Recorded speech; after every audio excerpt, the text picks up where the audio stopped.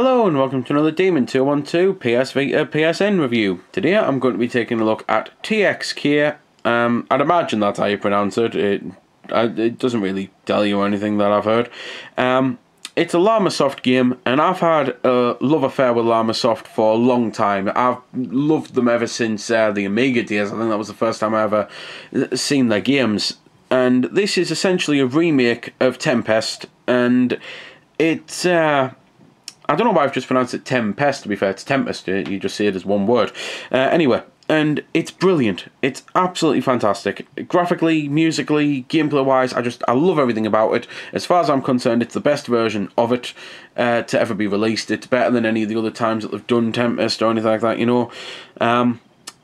Options-wise, you can go into your game info, you can view how to play, which is quite expensive actually. It does give you a lot of detail.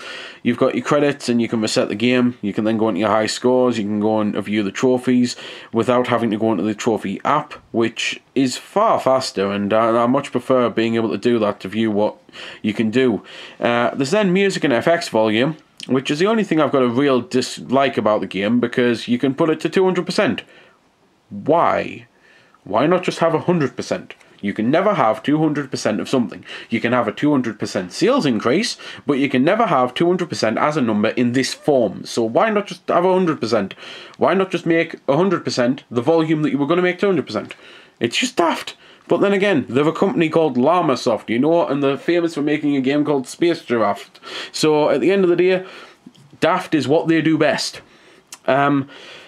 But there's nothing really daft or insane about this at all. It's just a brilliant game. You've got pure mode, you've got survival mode, which obviously survival mode you just have to survive as long as you can on certain parameters.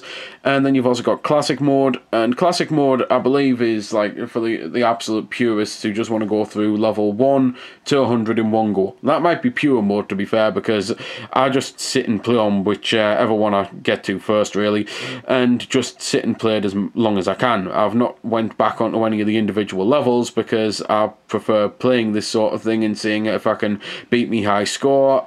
As there's no story or anything, it's not a sort of thing where I think, well, I'm going to beat all 100 levels in a row and then go back and do things. I just think, I'll just play it for a bit and see how far I get, and then I'll start again from the beginning, you know, because it's the only way you're going to get better at the game. The whole point is, you've got enemies coming at you constantly, and you've got the ability to shoot. There's power-ups that appear as well, and you've got to do your best to collect them. And you can also jump. And when you jump, it fires you quite a way up into the air, and it's to basically to give you like a last chance to to kill enemies or to get power-ups or anything. And that's just so that you don't die. You don't get any points for jumping, so it really is something that you don't want to use all the time. Don't just think, well, I'll just keep using jump and it'll make it far easier, because it's not for that at all. It really is if you're going to die, you might as well use it, because you're going to be able to get far more points by living than you are by losing out on a few by hitting jump. One of the things it does is it gives you a smart bomb every level as well, and the best time to use it's when there's a lot of enemies on screen, because you get double points for everything you kill with a smart bomb, which is rare because a lot of games using the smart bomb actually hinders your progress because they don't want you to rely on it, whereas this, it flat out says use it every single level. You've then got this little weird bonus game at the end of the levels that you might have noticed, where you've got to use the left analog to aim and try and pilot yourself through hexagons, and you've got to get yourself dead center to get the most points. There's then also an AI droid, which I've currently got here, and the AI droid is very useful and will save your life so many times, it's unbelievable. And it's just, that's pretty much all I can really mention about that side of the game. For those who are looking at this and thinking that it's bad or anything, it's one of those games that doesn't really translate well to video. Because the entire time this was coming out, I was thinking, I won't play that. There's no way I'll play that. Yeah, that's not my sort of thing. I mean, look at it. I don't think they've done a very good job with this one. I'll just leave it be. And then instead I thought, well, you know what? I might as well try it because I'm hearing really good things. And then I found myself absolutely addicted to it and thinking it's the best version of Tempest that's ever been made, even though it's not technically Tempest, because it's TxK. or whatever I said it was at the start. That's the other problem I've got with it. I keep forgetting its name. I've called it TXR, VXT, VXR. I don't know what it is about those three letters that I seem to mess up, considering I follow sports in America where they're all three letters. You know, you've got NHL, MLB, NFL, NBA. They're easy enough to remember, so what the hell is it about this game that makes me mess up those three letters so often? I don't know.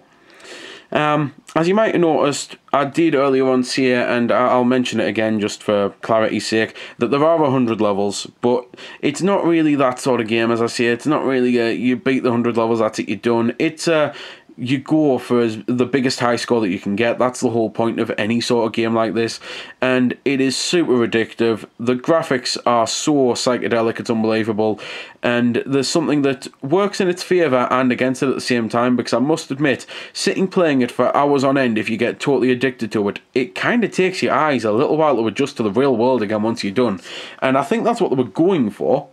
But it does kind of screw you up a little bit, you know? So it is one of them that you kind of have to... Well, what's probably the right way to put it? You kind of have to not so much worm you in, or you have to like warm yourself up with it first. It's not something that you should be jumping in and playing 6 hours off the moment you get it, because that's probably going to do you some harm.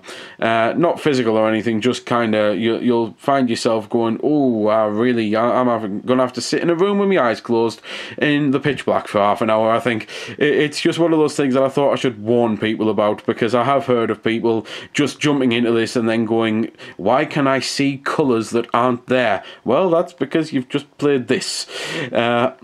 Musically, it is amazing. It's like the sort of soundtrack that you expect from it, and I just think everything about it is well worth the price that I paid for it, which, with a PlayStation Plus discount, it was something like £4.50, I believe. I couldn't believe how cheap I got it for, considering how much gameplay there is with it and how many hours there's going to be into it, that even after I've played hour after hour after hour, I still sit here finding myself, you know what, I'll just play a bit more.